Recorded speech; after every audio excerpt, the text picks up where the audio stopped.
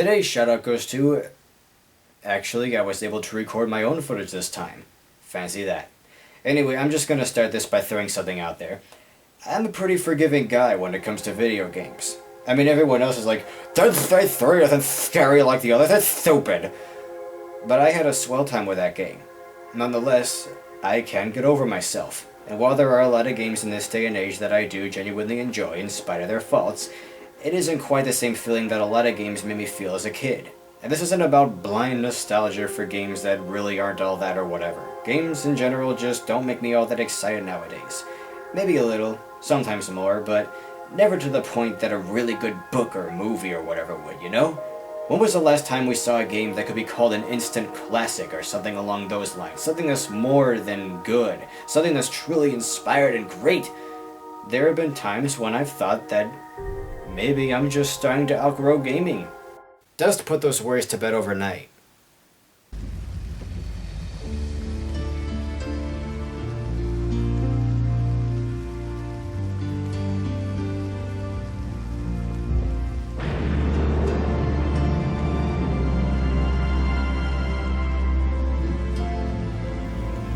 Man, I haven't even pressed a button yet, and I already know this is something special. Nothing like this. All who opposed him, the mob stood no chance. Seriously? This game doesn't mess around.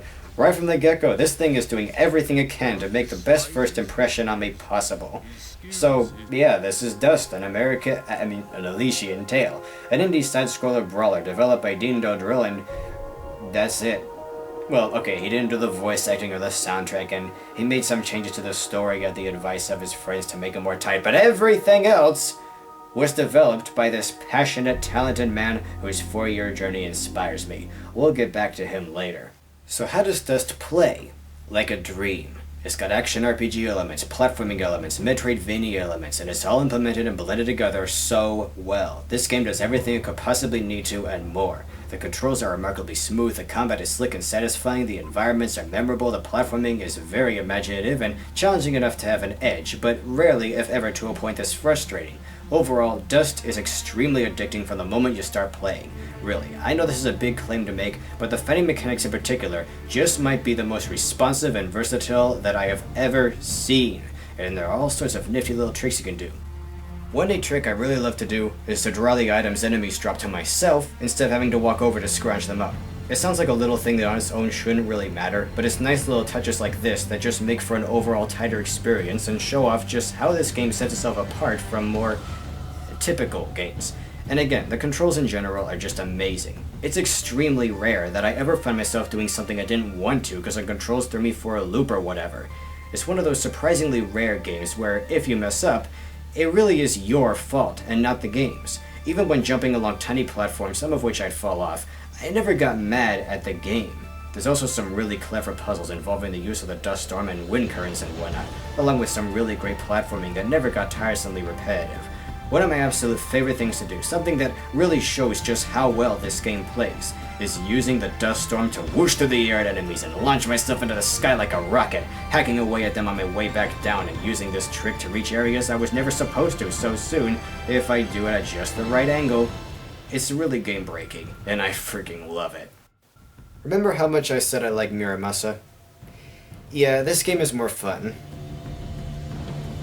The first day I played this, I didn't stop until midnight. Damn! This game is so ludicrously fun to play at times, it just makes me smile. I understand that while a lot of people are into Metroidvania games, and, well, so am I, a lot of people aren't and hate the whole concept altogether, mainly for the often excessive backtracking. So, let me tell you right now that that is not an issue in this game. Yeah, it has Metroidvania elements, and you're not going to be able to reach every collectible on your first run through. But the backtracking is kept to a minimum. The only places you're ever required to go back to are towns where you talk to people to advance the story. You don't get some new power-up in one level so you can get another power-up back in an earlier level before proceeding to the next one, no. You get these to progress to the next stage, and, well, that's it. See? Not a problem. There's lots of treasure chests littered all around the game world, and they mostly contain health and money and other such items. You could say such elements are superfluous and unnecessary. Me, I can't get enough of this. I just find it so satisfying to find keys and treasure chests, and even then, Fidget will tell you if these things are hidden somewhere in the area you're in at the time. She won't tell you exactly where to look for it, but you won't be aimlessly wandering around without a clue. This is another really great touch, and when you're combing the world for goodies, it ensures that you won't miss anything, but you won't waste time looking for things that aren't there, which is so helpful considering a lot of these rooms are very, very big. My point is, while this game has Metroidvania elements for guys like me who actually like that sort of thing, they're light enough not to become intrusive and drive anyone crazy. So if that's something that's put you on the fence, well, forget about it, because it's not an issue at all. However, I am fully aware that there is another aspect of this game that has turned many off to it. If you've heard anyone say anything along the lines of, "Well, I won't deny that this is a nice game, but the furry characters just turned me off to the whole thing and I can't get into it," you know exactly what kind of worthless bull I'm talking about. Look guys, I get it. I really do.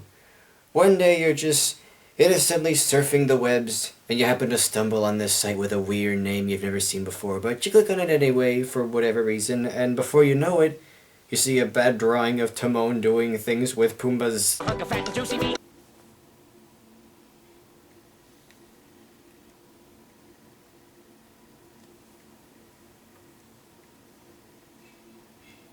Deal with it! Come on. Whatever happened to the days when stuff like this was perfectly normal? What's the matter? You went to Fur Affinity that one time, and from that day forward, anything with this kind of aesthetic was ruined forever for you, and it's become impossible for you to enjoy anything like this because of bad memories? Sorry if I'm being insensitive and people can't help being weirded out by material like this, but I just don't see that as a valid reason to pass this up. It's a non-issue. If it really is an issue for you, if the simple inclusion of anthropomorphic characters is really the sole reason for you thumbing your nose at this game, well, that's just stupid. Get over yourselves. In all seriousness, this game is about as harmless as any old Disney or Don Bluth movie you watched as a kid. In fact, as far as the tone goes, I'd compare it to The Secret of Nim, one of my favorite movies. It's pretty dark and edgy at times, but tasteful and heartfelt. Basically, if you can stomach that, or a game like Star Fox, you really have no good reason to turn down this gem. I admit, I was a little put off by the style for all the minute and a half when I first discovered the game, but it grew on me. Some have said it's reminiscent of Don Bluth's work, but I'd say it's somewhere between that and Tom and Jerry. That isn't to make light of it or anything. It's a simple art style, but I wouldn't say these designs are bad, just minimalist. They're expressive and memorable enough, and the simplicity of the designs no doubt plays a big part of what makes them so well animated. As for the presentation in general, it's pretty darn good. I never saw a single pixel or an unsightly clump of them jutting out of anything. Everything in this game really does look like a cartoon, and it's really easy on the eyes but never dull. The colors are always cohesive and fit their environment. While very rich at times, it's never pukey. The backgrounds have a sense of vastness that's frankly quite surprising for such a cartoony game, and it's also silky smooth. How smoothly the game itself will run on your computer will vary from person to person, but it ran pretty smoothly for me. The soundtrack is great. It was perfectly tuned to make me feel just the right thing at exactly the right time. There are moments where they ramp it up for really epic set pieces, especially toward the end, but most of the time it's subdued and soothing, which is really helpful at times like this. It just makes you feel good. There are moments where I just can't compel myself to move on to the next room because I want to soak in whatever song is playing at the time. It's just a lovely soundtrack that really adds a lot to the experience, which music should. The sound effects are cool, fun to hear, and rarely annoying if ever. The voice acting in general is good, but there are a few issues. Dust's voice actor, while good, tends to hold his words back a little. At times, it sounds like his nose is kind of plugged up, but it's still a good performance, and I do like his voice. Everyone else's performances range from decent to pretty darn good. In terms of personality, Dust and the other characters, well, this'll vary from person to person. Some will find them annoying, some won't. In some cases I did, just a little bit, but love them anyway. Dust is a good character because he isn't a one-trick pony. He doesn't brood all the time like too many protagonists do. He smiles, he's a wise ass, he's sentimental, he's compassionate. As troubled as his character admittedly is, he's got this great sense of optimism and carries the plot well.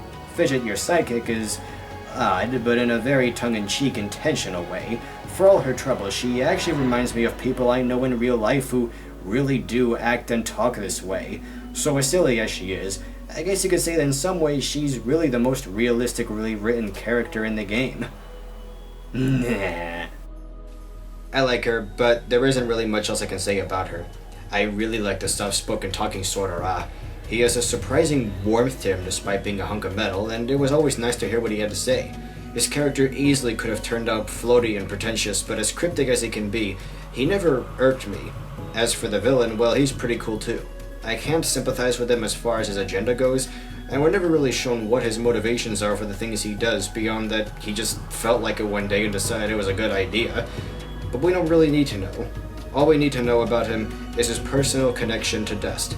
I honestly expected to find myself not caring about him at all, but he makes it clear that there are things in this world that he deeply cares for, and that, in turn, made him interesting to me. In the end, there was a part of me that felt sorry for him, even though I really shouldn't, considering what he's done to make so many others suffer. But seeing how he is to Dust, who I was playing as, made me see that there was an edge to him. He's a much better defined villain than, say, the Shogun from Miramasa. So yeah, good villain.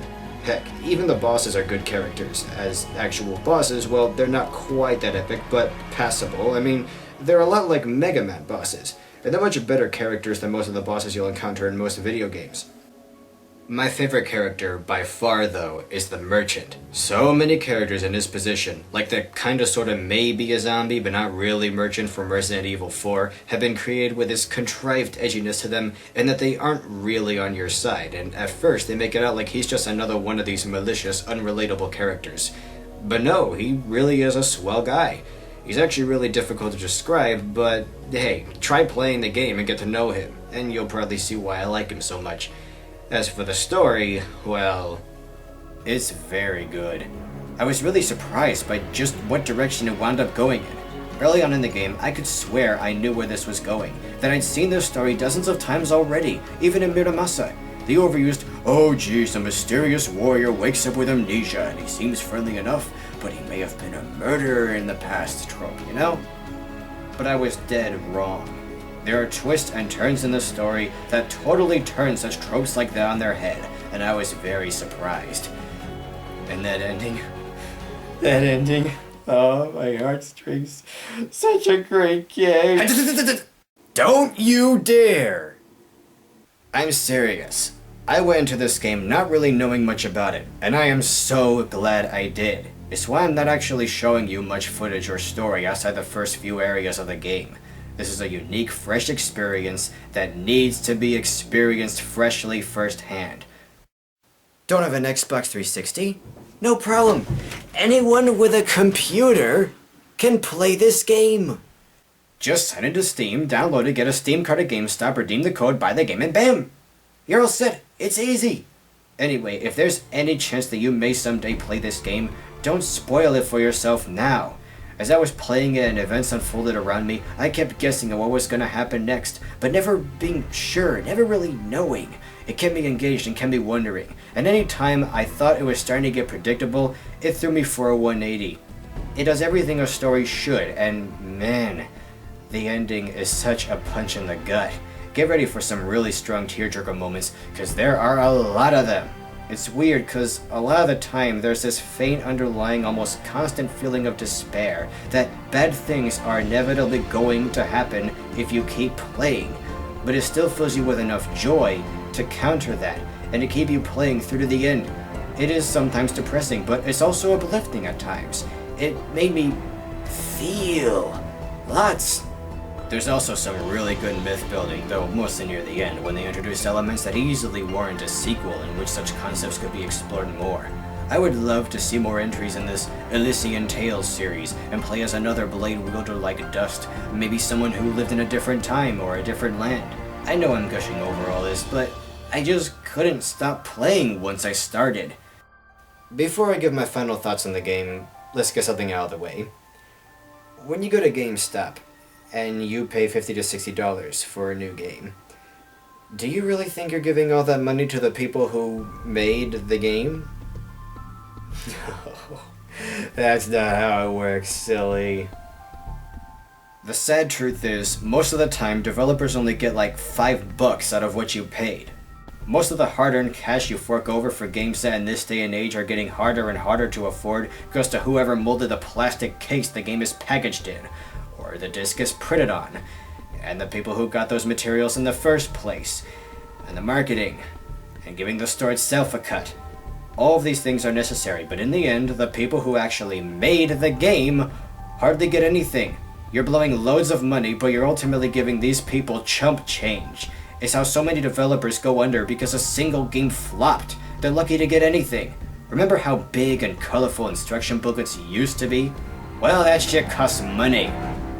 This is what's so great about Steam, which I only recently joined and don't regret one bit, and, well, titles like this. Aside from, say, the occasional 90% off sale, when you purchase a game like this, while you're paying less, more of that money goes to the developer. You know, the people, or in this case, person, who actually made the game.